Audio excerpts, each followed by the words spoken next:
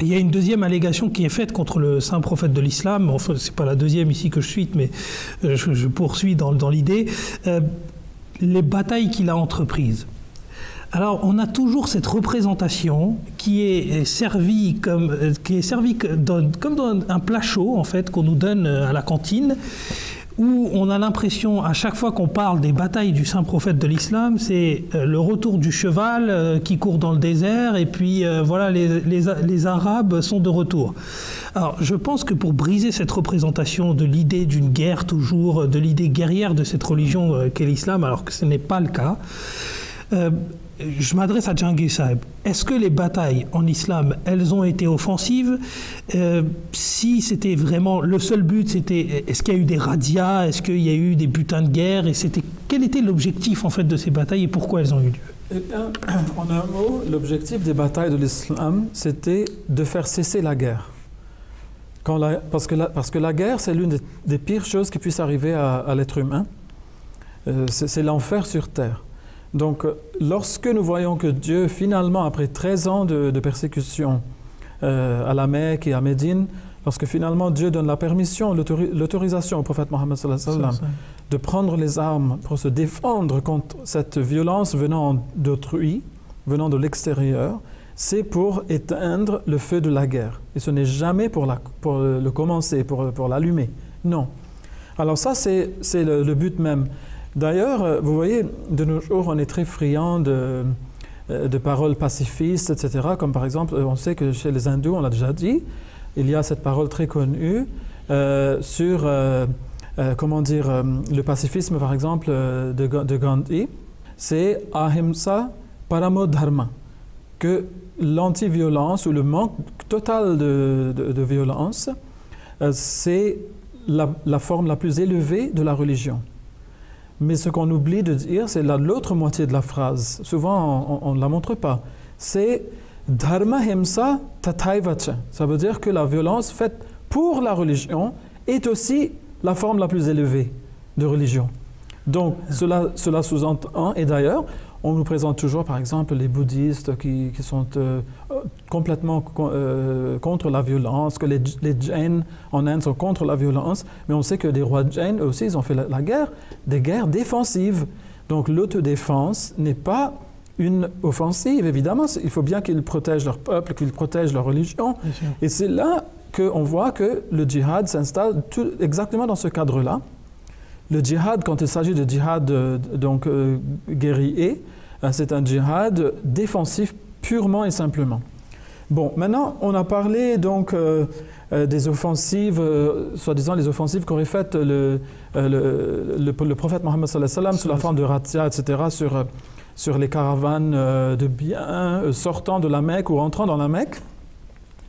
Eh bien, il faut bien sûr, là, on est en train de toujours juger l'action sans regarder le motif, sans regarder, la cause de cette action. Eh bien, il faut savoir qu'à la Mecque, les musulmans ont été sévèrement persécutés, au point où les gens de la Mecque qui étaient musulmans ont dû quitter la ville de la Mecque pour se rendre à Médine.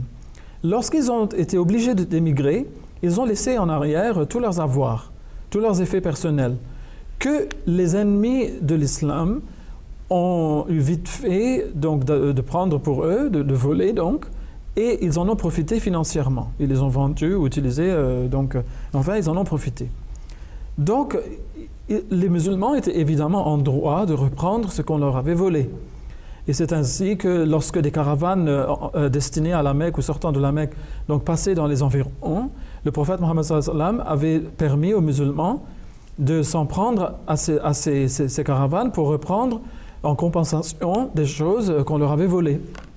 Donc c'est ça la raison en fait pour laquelle ils ont fait tout cela. Alors maintenant, quand on transpose cela sur notre temps présent, est-ce qu'on ne voit pas que les nations qui se disent civilisées, dès qu'elles ressentent une menace venant d'un pays quelconque, la première chose qu'elles font, c'est qu'elles saisissent les avoirs, les finances des individus qui sont au pouvoir dans ces pays-là. Ils le font d'office, c'est automatique. Des sanctions économiques, en tout cas, qu'elles appliquent d'office. Et ensuite, ce sont des sanctions économiques, ce sont des embargos, etc. Donc, cela est considéré tout à fait civilisé. Mais lorsque le prophète, lui, sallallahu alayhi wa sallam, a fait la même chose, là, on est en train de le condamner comme quoi il est un bandit, c'est quelqu'un, c'est un voleur. Et donc, en fait, il est en train d'appliquer les mêmes principes que l'on voit qui sont appliqués aujourd'hui. Donc on ne peut pas le condamner, sinon condamner ce qu'on fait aujourd'hui. Donc on ne peut pas avoir, encore une fois, comme j'ai déjà dit dans une émission précédente, une politique de 2 poids 2 mesures. Donc en fait, pour en venir au djihad, on voit qu'il y a tellement de versets qui parlent du djihad comme étant un moyen de défense que je ne pourrais pas dans une seule émission en parler, mais je vais prendre juste quelques exemples. Oui. Donc on voit dans la deuxième sourate, sourate Al-Baqarah, c'est le verset 191. Allah dit, A'udhu billahi minash shaitanir rajim, bismillahir rahmanir rahim, wa qatilu fi sabilillahi alladhina yuqatilunakum wa la ta'tadu inna Allaha la yuhibbul mu'tadin. Donc il dit, et luttez dans la cause d'Allah contre ceux qui vous combattent. Donc on ne peut lutter que contre ceux qui nous combattent. Et on ne peut pas lancer l'offensive. Oui. Mais ne transgressez pas. Ça veut dire, Dieu ne veut pas la guerre. Et il ne veut pas que vous en fassiez plus à ces gens-là que ne vous en fait. C'est de la proportionnalité. Oui, il faut qu'il y ait proportionnalité. Et il dit, en effet, Dieu n'aime pas les transgresseurs. Ensuite, nous voyons que Dieu dit, et ça c'est dans le Saint-Coran toujours, chapitre 5, verset 33, il dit que « Man qatala nafsan bi ghayri nafsin aw fasadin fil ardi faka'annama qatala an-nasa jami'a wa man ahyaha faka'annama ahya an-nasa jami'a » Donc il dit que quiconque tue une personne, à moins que ce soit parce que la personne elle-même en ait tué une autre, ou parce que la personne a créé du désordre sur la terre, donc a été la cause de beaucoup de morts. Car là, évidemment, cette personne-là, elle mérite elle aussi d'être mise à mort. Mais si c'est pour une autre raison que cela, ça sera comme si la personne aurait tué l'humanité tout entière. Et si une personne donne la vie à un individu quelconque, ça sera comme s'il aurait donné vie à toute l'humanité. Donc ça, c'est l'enseignement du Coran qui est aussi un enseignement biblique. Et donc on voit qu'en fait, c'est ça l'essence même du djihad. On ne peut pas lancer des offensives en islam, mais on est en droit de se défendre contre les offensives lancées contre nous. On est en droit de le faire, mais aussi que Dieu ne veut pas qu'il y ait tuerie. Et c'est pour ça qu'il y a la guerre, pour empêcher les tueries justement. On en fait le moins possible pour que la tuerie cesse. Mais Dieu dit, souvenez-vous, si vous allez tuer une personne pour une autre raison que parce qu'elle avait tué quelqu'un ou bien qu'elle avait causé la mort de beaucoup de gens sur terre, dans un désordre généralisé, eh bien, ça sera comme si vous avez mis à mort l'humanité entière. Et ça, c'est une chose que Dieu ne va jamais pardonner à la personne. Et d'ailleurs, Allah le dit aussi, même entre les musulmans. Parce qu'aujourd'hui, il faut le dire, lorsque les musulmans se battent, ils se battent surtout entre eux.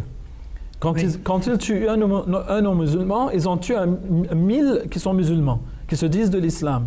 Et Allah a un message pour eux aussi.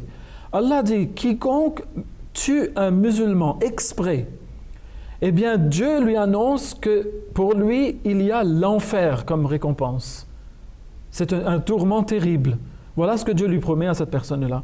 Donc vraiment, les musulmans d'aujourd'hui, qui sont en train de devenir les nouvelles causes de ces allégations portées contre l'islam, contre la personne du prophète Mohammed sallallahu alayhi wa sallam, devraient vraiment réfléchir à ces versets. Et s'ils croient vraiment qu'Allah existe, eh bien qu'ils sachent que la promesse d'Allah est toujours vraie. Comme Allah dit, la yakhliful mi'ad, il ne brise pas sa promesse. Et il leur a promis l'enfer, donc il faut vraiment qu'ils se corrigent et qu'ils arrêtent cette tuerie qui est continue, qui se perpétue dans le Moyen-Orient et dans d'autres parties du monde aujourd'hui. Merci pour cet appel, en tout cas, et ces propos très clairs. Et je pense que, à la vue de l'actualité, le propos qu'on retiendra, c'est que tuer un autre musulman, la seule chose que l'on peut s'attirer, c'est donc l'enfer.